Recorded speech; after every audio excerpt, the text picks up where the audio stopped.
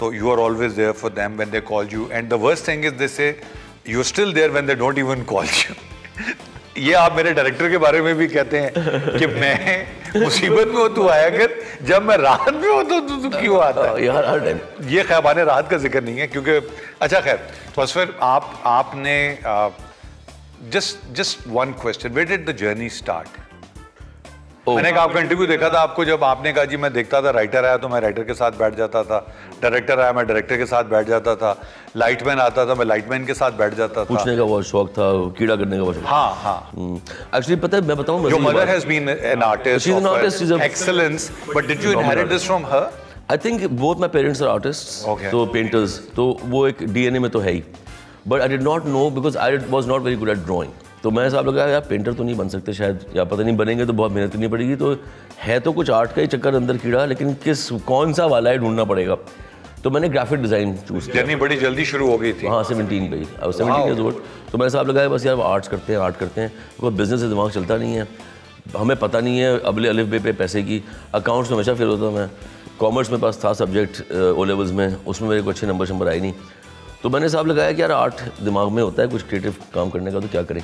तो मैंने फिर सोचा कि ग्राफिक डिज़ाइन चूज़ करते हैं, इसमें पोस्टर वोस्टर बनते हैं, ज़रा चीज़ें वीज़ें, बिलबोर्ड शिलबोर्ड, ये वो। और ये अभी वो टाइम है 80s 90s का हिप टाइम जो बिल्कुल सही कह रहा है। तो उसमें वो मैगजीन होता था और प्रिंट पे बहुत काम होता था और फोटोशॉप और वुमेन जोन और शी मैगजीन और हाँ वो वाला टाइम है, बिल्कुल वो टाइम है। मतलब वो प्रिंट टेलीविजन जो था ना, जो ये ऐड बनते थे वो इम्पॉसिबल था आप लोगों के लिए जाना, हमारे लिए था कि वहाँ कैसे पहुँचेंगे, इतने बड़े बड़े कैमरे कौन चलाएगा। हाँ स्टिल पे जो किताबों पे जो फोटोग्राफी होती है, टिपोग्राफी होती है, वो सब कर सकते हैं। तो मैंने बोला ये डूइंग मैं ट्यूशन में पढ़ जाता था अकाउंट्स की, जिसमें बार फेल होता।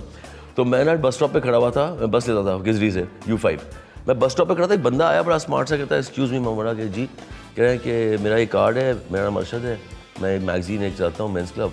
मैं कहा वो तुम्हें पता है कौन सा मैगजीन है? कहता है आप मॉडलिंग करेंगे। मैंने कहा मॉडलिंग, मैं जस्ट हुलिये में था, मैंने कहा मॉडलिंग, ये तो कुछ सीन अच्छा है। मैं उस खुमार में चला गया कि मैं मॉडल, अब बस में जा रहा हूँ मैं और मैं मॉडल हूँ अपने दिमाग में। फिर मैंने उसको फ़ोन भी किया अरशद ने, उसने कहा मेरे ऑफिस आ जाएँ।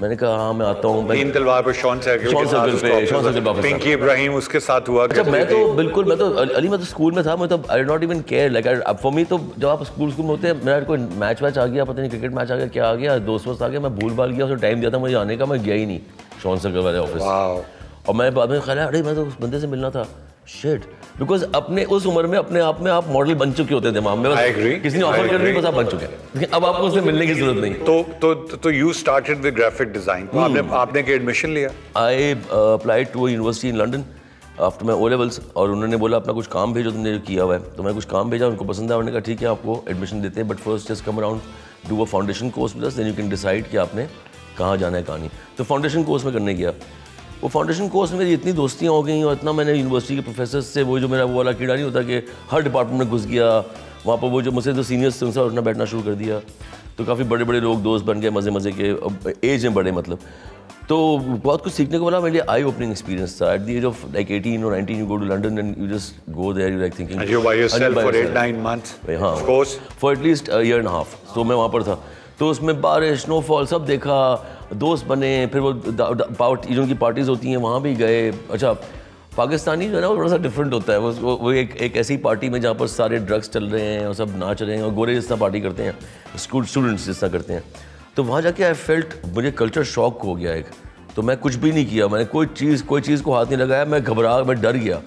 मैं रात में नाइट बस लेके वापस घर आ गया और मैं सोचता रहा बहुत देर कि यार मैंने क्या क्या देखा है, ये क्या हुआ है मेरे साथ, क्या what is this. Culture shock हो गया मुझे तो काफ़ी देर के लिए।